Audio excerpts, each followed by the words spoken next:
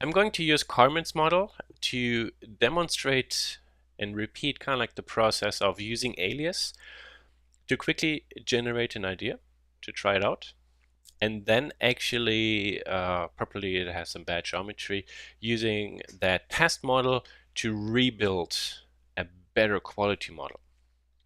Now, for example, here I brought Carmen's model into Fusion, and we can clearly see that there are two significant problems. On the one side, here the surface pinches in. There's also no tangency between the surfaces, and here it gets very flat. Now, this maybe aesthetically looks good, but the problem is it really creates a very difficult surface, and this is also rather sharp. So in terms of manufacturing, that's going to be a problem. But something like this can be easily used kind of like as a visual inspiration. So we could try to rebuild and fix this in Fusion, but it's going to be a lot of work. So it's definitely possible. And I will show actually how I would rebuild this one in an improved way in Fusion in the second video.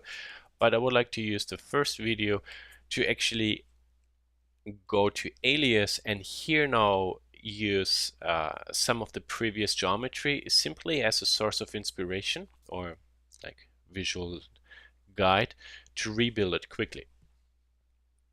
So I'm going to set everything to reference, and then here maybe I call this one rebuild. And again, this is very common. You just use alias quickly to make an idea, explore it, and if you like it, then pay the attention to building the part in a correct and clean way. Now, I'm not creating periodic. I'm going to create 360 with 2 segments circle.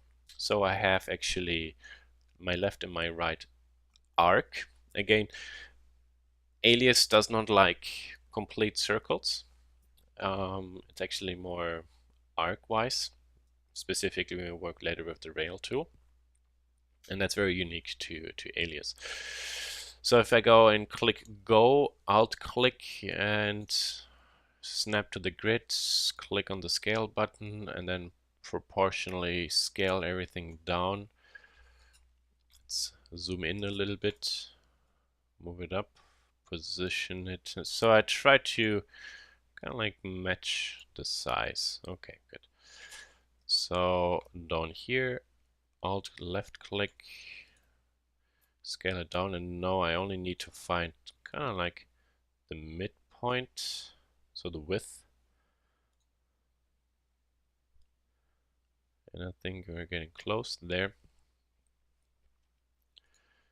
And then maybe I can move it over there. And for example, rotate it in place. Okay, good.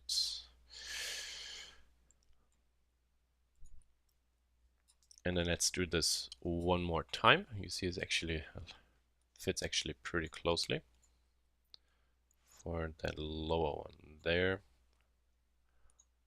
And again there, and rotate it. Perfect. Okay, so that was good. This midline I would like to bring over, connect to there. And now she has those tips. We need to have very small circles there as well. And before I actually do this, I'm going to create myself kind of like something like this. I'm going to see if this actually will do what I'm hoping it should do. Maybe plus minus, close. Just wanted to see maybe how the center spline could look like. So here, this is somewhat usable. Yeah, so this gives me a little bit an idea how I might have to rotate those arcs. So for example, I could select this ring, copy and paste then I go to transform, double click, set this to local, and move it down to kind of like where I need it to be, kind of like there, yeah, and then maybe a little bit up. So right mouse button till I kind of like hit the point she wants. Okay, good. And I don't really have to rotate it much, so I can now go ahead and simply scale this one down really tiny. Maybe like this. Okay, good.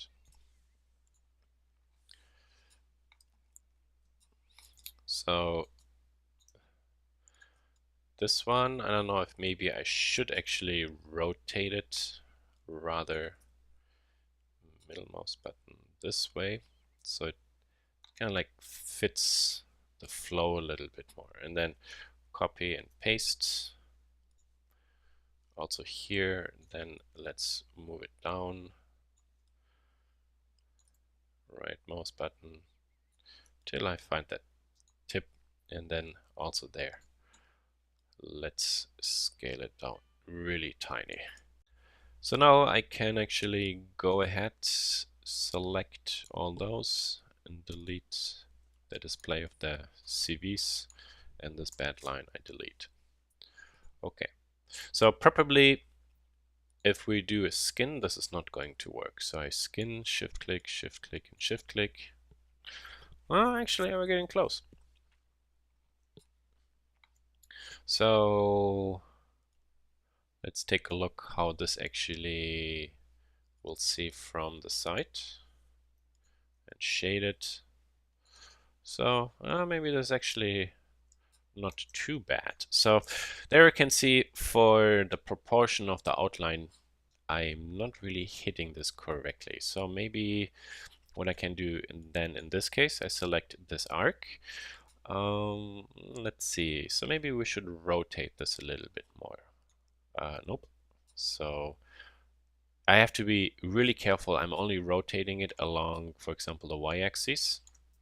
So you saw when I changed the rotation along a different axis, I start twisting the part, you see those the edges of that surface are coming to the side. So this is really terrible. So even thing open. So be really careful with your rotation value. And again, a small trick to always double check that. Go to information window. I have more selected. No, I should only have one selected. Oh, yeah, that makes sense because that is my object. Okay, so here they're only along the y-axis. So good. So let's go back and rotate this. Oops, middle mouse button a little bit more. And then actually maybe let's scale this a little bit. And let's move this a little bit.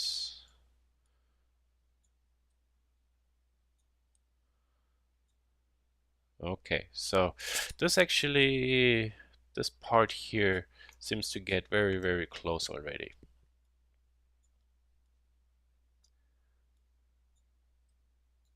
Moving this back a little bit. Okay, then maybe let's see what I can do with this curve if I move this a little bit. See, I can play with this line. Okay, good. Now up here, this might need an adjustment. So I select the circle, move this one maybe up. And here I start getting some problems. So we'll address that later because I'm not hitting the curvature I want. Let's take a look here and rotate middle mouse button. And I try to have the ring kind of like perpendicular to the sides. So it's a little bit cleaner. And this circle here, we need to scale down a lot. So left mouse button, zip, and then move it. Okay. So now, for example, based on the sketch we want, I see here it is too high, there it is too low. So maybe first let's rotate this a little bit, and then let's maybe see if we, by moving, can adjust this, or moving it slightly forward. Okay, not ideal, but let's move this one a little bit, maybe back. See, now this actually brings this surface back a little bit. So that's a nice thing actually about the loft one, or the skin tool. You place your circles a little bit in place, and then you can see how maybe through push and pull you can get the shape you want. Okay, so this doesn't look too bad. My problem is this area here is not really what I want, or what she wants. So actually, in terms of nice geometry, this is a really good flow. But I'm curious how, for example, we could try to get that area to be a little bit skinnier. So I'm selecting this circle, copy and paste, move it over to here, and then I'm going to rotate it and maybe scale this a little bit there, and then I try to line this one up with the point up here. So my hope is that at least this curvature I might be able to maintain, and here I get a different flow. So let's see how that might work. I'm going to create a new layer because I just would like to compare actually that. So no, actually here, put this one to there, height there, and then let's go back to skin. Click, shift click, or shift drag, there. Okay, and let's see. And actually, it helped a lot. So you saw, or you can see clearly how this line on the top is actually pretty much the same. And here it bends inwards. So now I actually would like this one to grow a little bit more down. So I'm selecting this ring. I'm going to the pivot point, press Control Alt and move it to that end point, because now when I do a scale, I scale from this point this direction down, and ooh, there, scale it a little bit just to make that area a little bit bigger. Now this actually doesn't really look right. So maybe instead of having one line, I need something else there. Let's actually take a look how this, yeah, okay. That all seems to be okay. Good. Let's go back. Nope. I wanna make a copy of this one, copy and paste, and move this one over. No, I don't know if this actually will work, so I'm curious. I'm going to move this one actually, as you can see now, along the edge of my surface, because I have my pivot point set to there. I can slide it along that edge, very useful. And then go to rotate, middle mouse button, and try to find something like this. And actually this distance I have here, I should have also on the other side, simply for making this a little bit more even. Nope, that was left mouse button, rotate, and then scale. And let's scale this one down to here. And I think this one might need to rotate a little bit more. Okay, scale back. Perfect. Okay. I'm going to hide this one.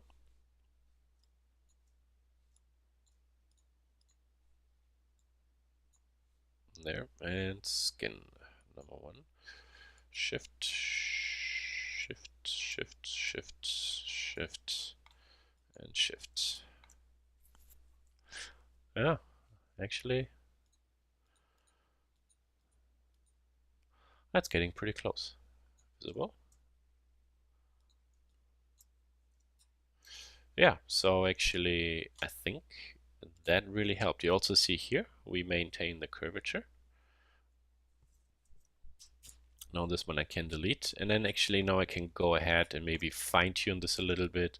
So for example, this ring, maybe, so I would like to slide it. So I'm going to set my pivot point to this, to there, and let's see if that actually works. And then Alt and Control. Yeah, interesting. No, it can't really, of course, because that surface is automatically created. So I can't slide the ring along an edge of a surface the ring actually creates. So, but that's fine. Just I was simply able to reset it by hand, and then we scale this one a little bit just to get closer to that cross section she wants to have there. In orthographic view, for example, also those scale functions work a lot better, as you can see, than, for example, in 3D view. And let's select this one and then scale. Yeah, not really hitting this one here. So maybe this one I might have to move around a little bit.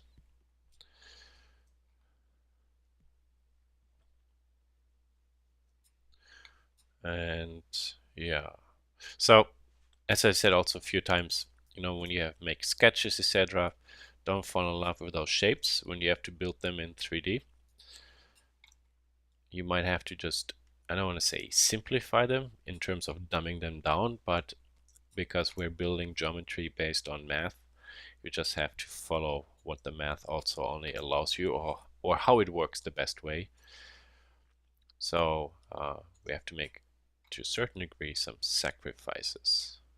So here I'm pushing this one down a little bit, and you see that actually helped adjusting her shape there. So that was an easy fix. Maybe let's rotate this a little bit, and then let's scale this one a little bit there. Okay, let's move this one up. Now here this gets too small.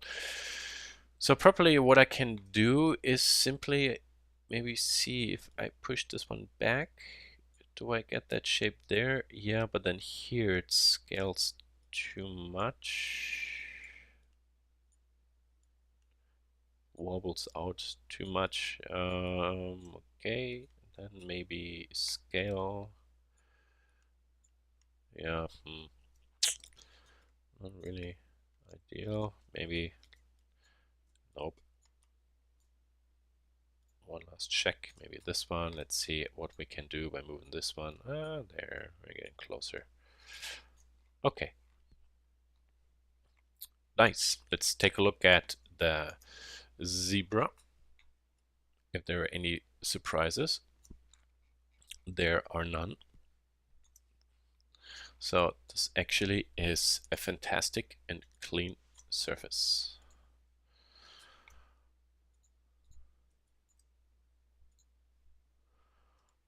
Yeah. So everything here currently is built out of circles. So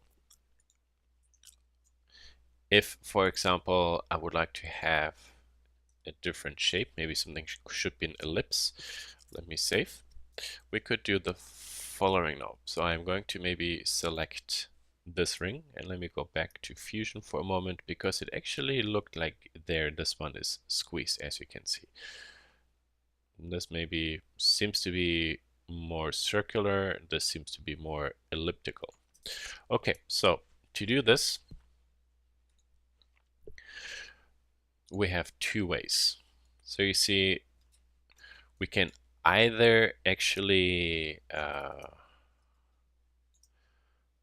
work with the CVs, so they have to be moved out, or for example, we scale the object. So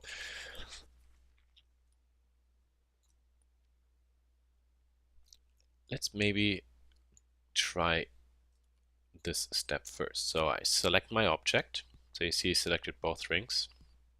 Then I go to non-proportional scale.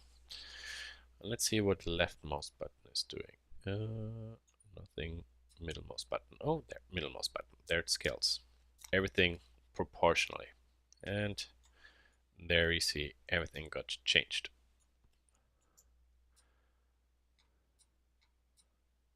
Or if I want to make it flatter. So you see I'm just scaling the whole object, and I'm not destroying the tangency of those CVs to each other. So I'm maintaining a perfect kind of like curvature or surface continuity to each other, so each side. Because essentially, if we select all the curves, select invisible, and let's take a look, and you can see actually where our edges are, there and there. So I actually have two sides, two shells. It's not really that this is one object. And when I show my CVs, actually what happens if we select those points? Let's go back to proportional scale. Middle mouse, right mouse button, you see, for example, I can scale them towards each other, or middle mouse button away from each other. So I can pinch this a little bit more, get a different shape.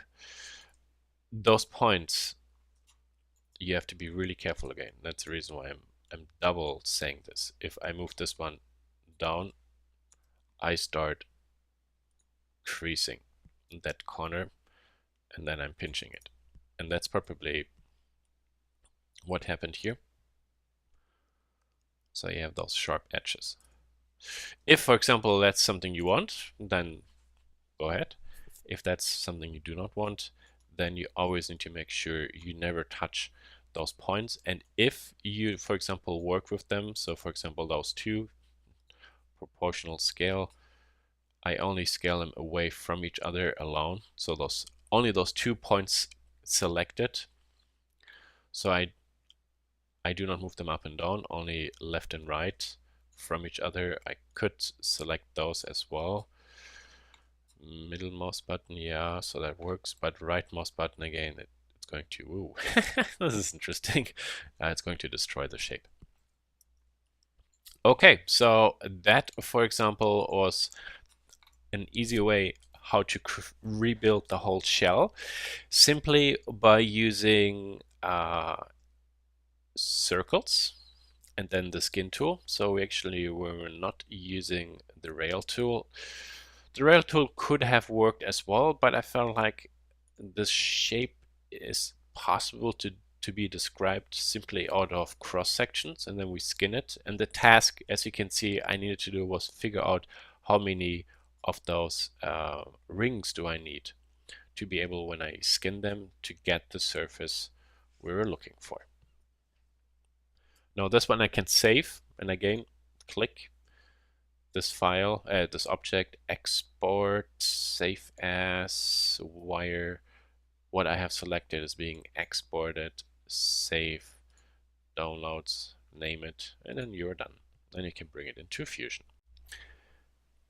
Those tips actually we could maybe try to finish in Alias. The only thing currently I don't like about the surface is simply how, for example, these points finish here. So in Fusion we have a very simple snap tool, or not snap, cap tool. Basically it blends something in, but I don't have any influence on how these surfaces end at those rings. So what I'm going to do is I'm going to show my curves. Do I have any surface there? Yeah, so that was the original surface. This one, go to there. Maybe this one we simply call surf, be invisible, and no, actually be visible, but reference. And here I'm going to I'm going to do the following. I would like to close this one, but that's going to be a little bit tricky because I need to figure out how, for example, I could do that. So I'm going to create myself an AP curve. Simply, I have degree 4, so I can easily do this. So align G2, U to the skin, yeah, and then this one to the skin, yeah. Let's take a look.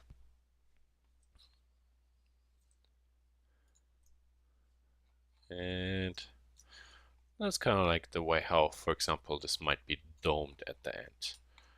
Okay. And let's go to here.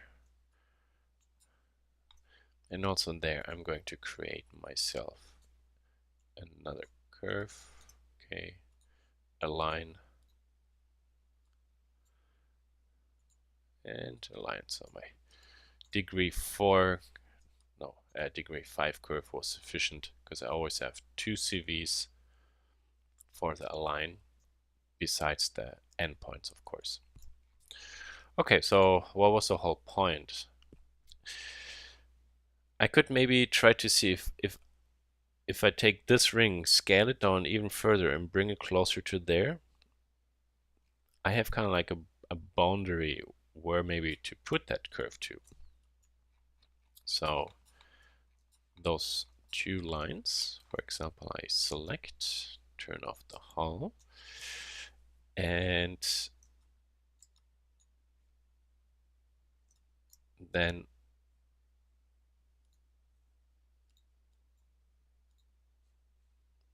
I go to this layer,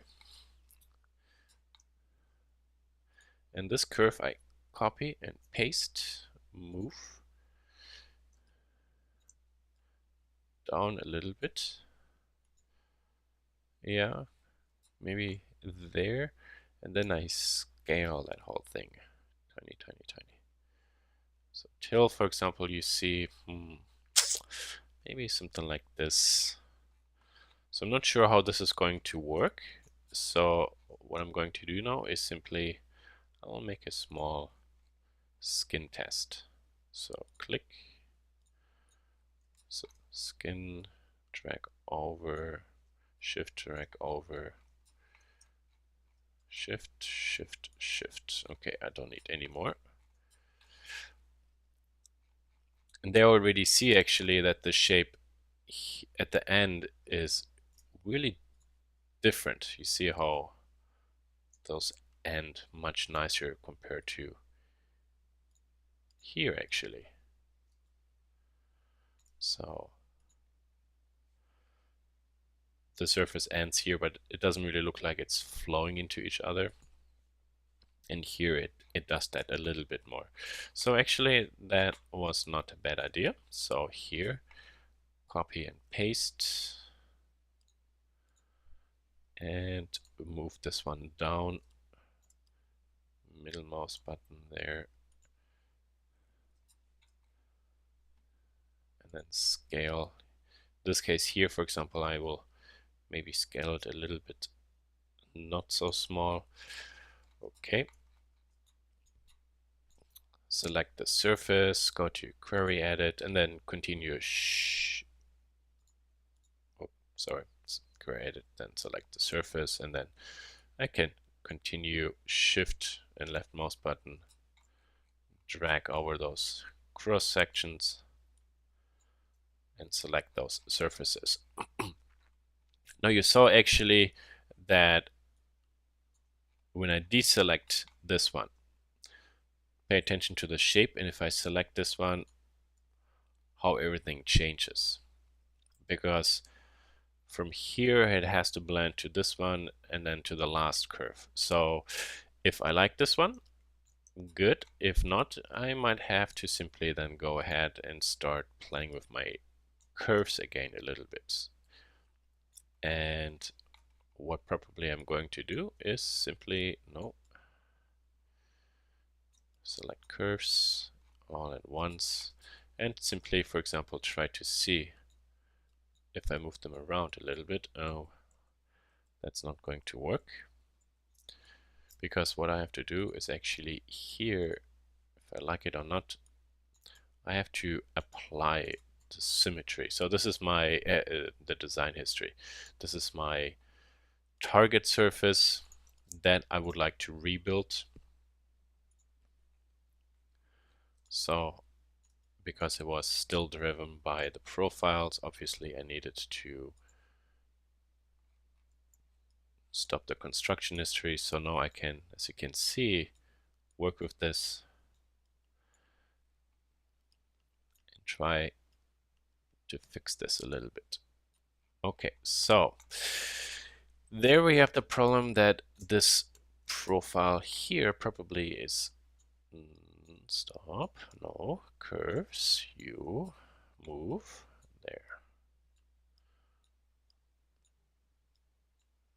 So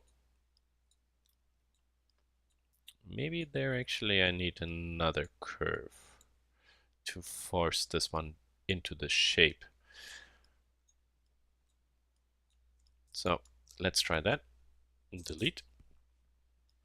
You, oh, the pivot point got changed. Daylight saving close. Don't care. Okay.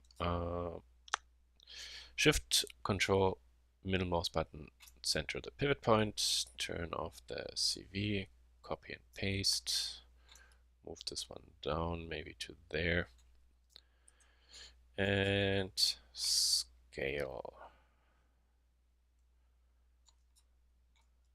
Maybe a little bit there, scale. Might probably have to rotate it, so middle mouse button. Okay. Then let's give this another try. Skin, simply start from there.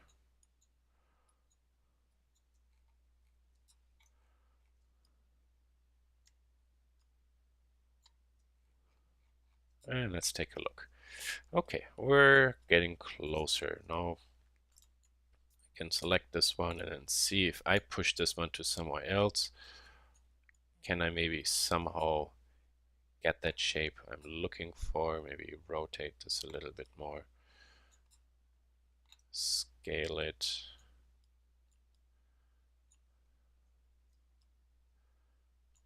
Okay, well, actually, no. What seems to be the case is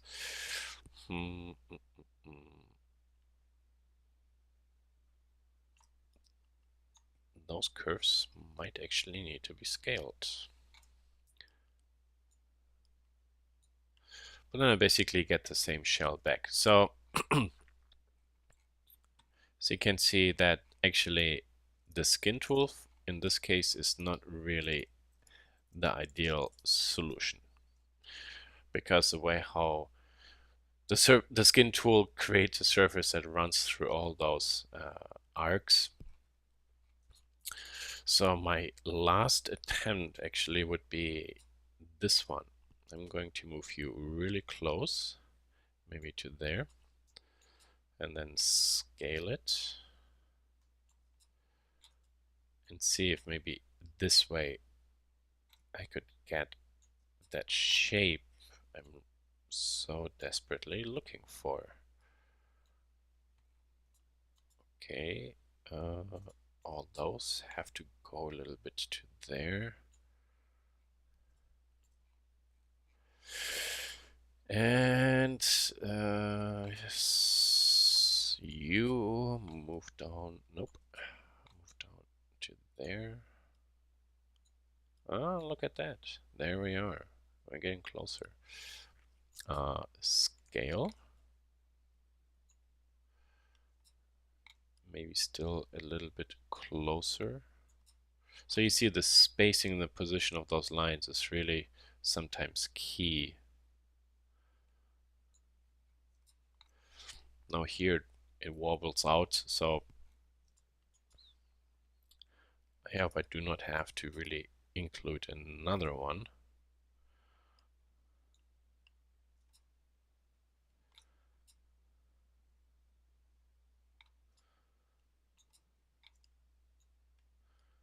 Yeah. See, that's going to be a little bit too much work to fix it this way.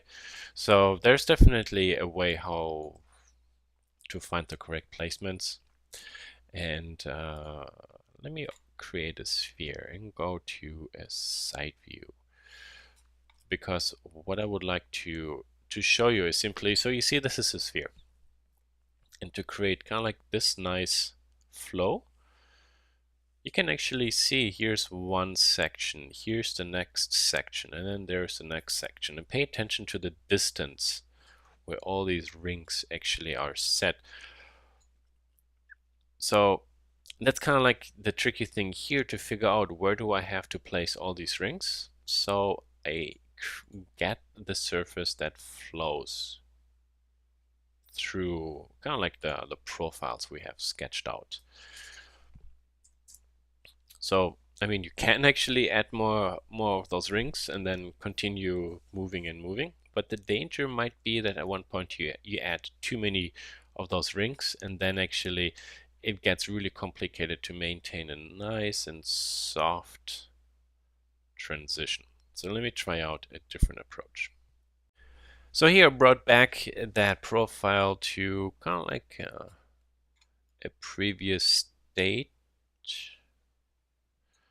And I was just actually thinking, so if we make a copy and paste it, and then move that thing to somewhere else, and oh, okay, hold on, those, oh, that's interesting. Oh, that's the object. Okay, center pivot point, and this object, no, object center pivot point, because if I selected the curves, this pivot points were correct as well. I wanted to have everything cleaned. Okay, so I'm curious if I actually push somewhere here another curve in to stabilize it, and then start pinching this one. Could I maybe get what I'm looking for? So the closer actually profiles are to each other, the more they will start influencing a change in the surface. And the further those profiles away, the smoother the surface will be. And what I mean with smooth, basically how quickly it changes. So I'm going to scale this one down, maybe till there. Okay.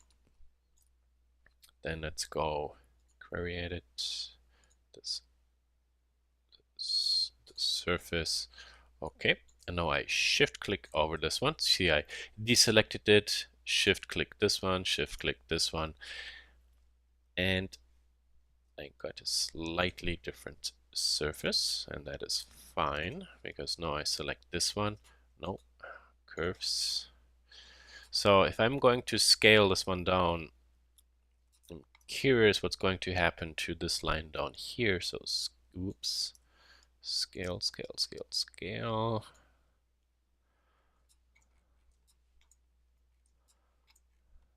Scale even more.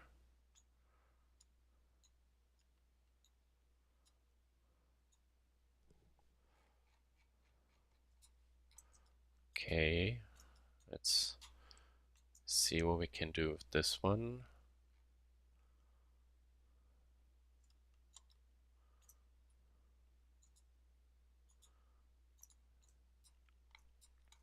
I'm going to change my pivot point here. There, because I would like to rotate this one. Let's see what this is doing. Woo. Ah, there, look. No, this is actually not too bad. Let's take a look. So you see, of course, we have a pinch point, and the main reason is because we just have one profile, and the surface stops there. This area we're going to chop off anyway. Actually, right now I don't know if it's the front or the back, but one of those is going to be for the handle. So when later we cut something there away, at least see this whole curve looks a little bit better. So maybe this one here we can move a little bit to there. Let's rotate this a snap and scale a little bit more and move.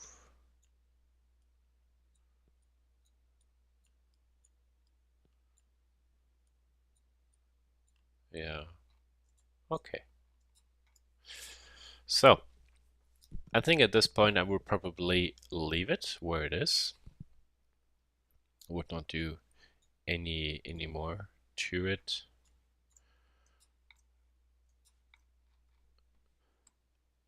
Because as I mentioned before, the more of those cross sections you add, the more control you get, but the easier also your design gets too complicated, and it's going to be kind of difficult to maintain really nice and smooth transitions.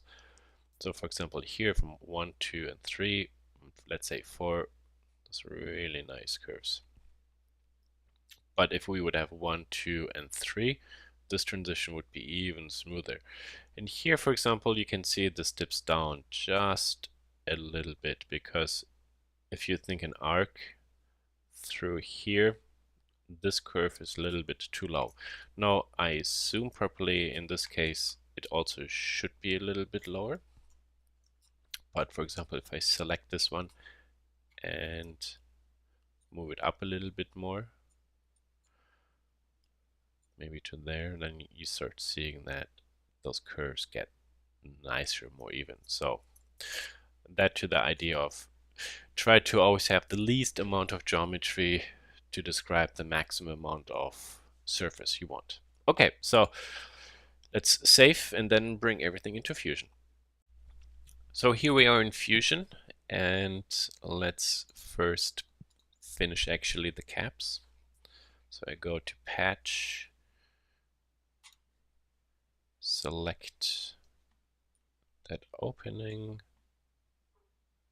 Oh, they're not stitched. Okay, so select those two shells, Shift, Shift, stitch. Okay, that this is red is fine because it's open. And then now you see it actually understands to patch this hole. Click, and then we could say tangent. Let's go to top view, or maybe curvature. It doesn't really do much because there's not much the surface can create. And if I zoom really in, you really see this is linear, and then zip, it blends over, and this is more linear. So it is filled, but it's not really a beautiful sculpted part. And that's because simply we built everything out of lofts and not really like a railed surface. And here, let's do the same there, and then probably tangent will be sufficient. Okay. And once all this is done, let's select it, stitch it, and done.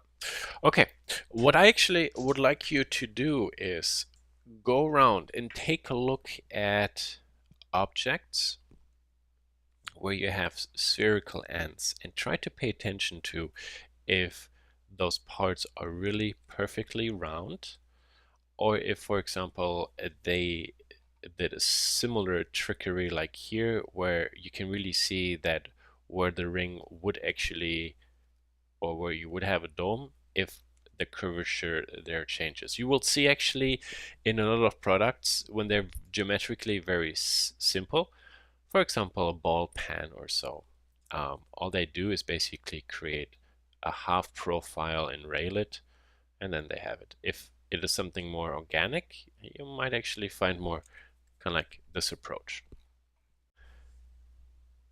The next step would basically then to go right mouse button click on the main element in the browser, capture design history, and then actually start slicing the part, putting the webbing in, importing the blade geometry, creating the keys for it.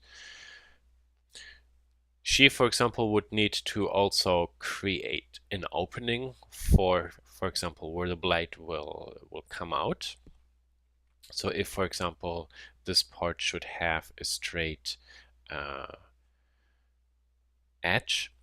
So, for example, what you could do is two things.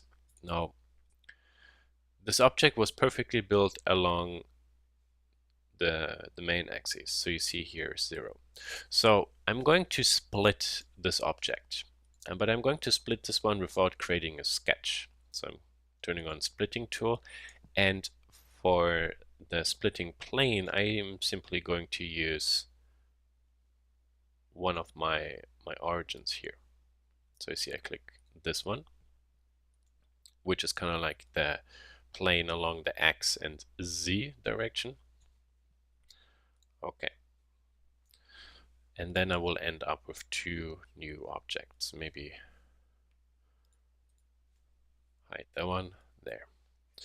And now based on where, for example, the blade will come in, now in this case I can create a sketch. Click maybe in top view just on the grid. And for example, maybe just here, create a line, press escape, stop sketch, and always get into the habit of naming everything. So for example, this sketch I will name, maybe blade tip cut or trim, or however you want to name it so it makes sense to you. And then I'm going ahead and go and do my split body, select this one, splitting tool, this line, okay, and then I have another object, this part that is kept alone or left. So there, for example, now you see the opening for where the blade might be, and then the next step would be go to shell. I'm not. What happens if we select this one? No, if we select this one, this whole half is going to be shelled, so that doesn't work. What we need to do is actually shell this one 2 millimeters, and Fusion is cranky. So why does Fusion not do this? Okay, so let's figure this out.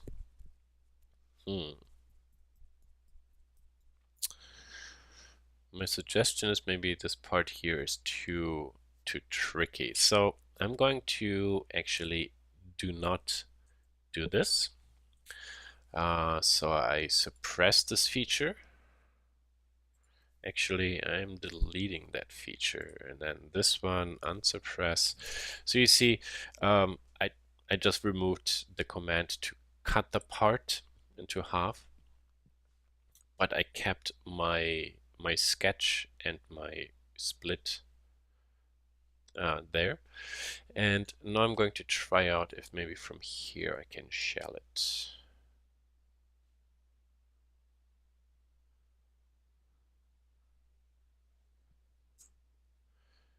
And yeah, there are also some annoyances, some problems. Oh, wait, there it works. Okay, so it took a little bit of time. Okay. Now,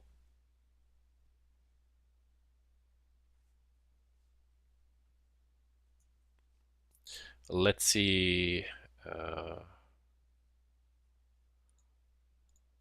Hold on one second. Why do I have two bodies here? Oh, never mind. Silly me. Okay, now I could go back to split U plane along. Where's my origin?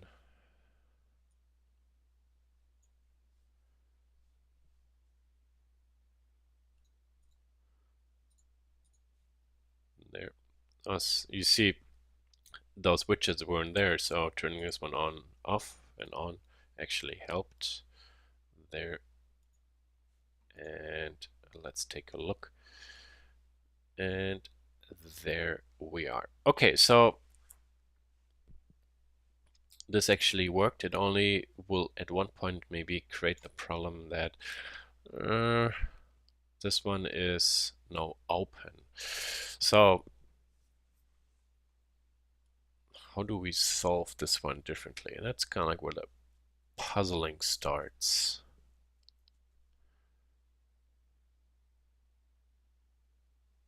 So we need to maybe fill this a little bit. I'm going to pause here for a second because I have multiple ideas how to solve this.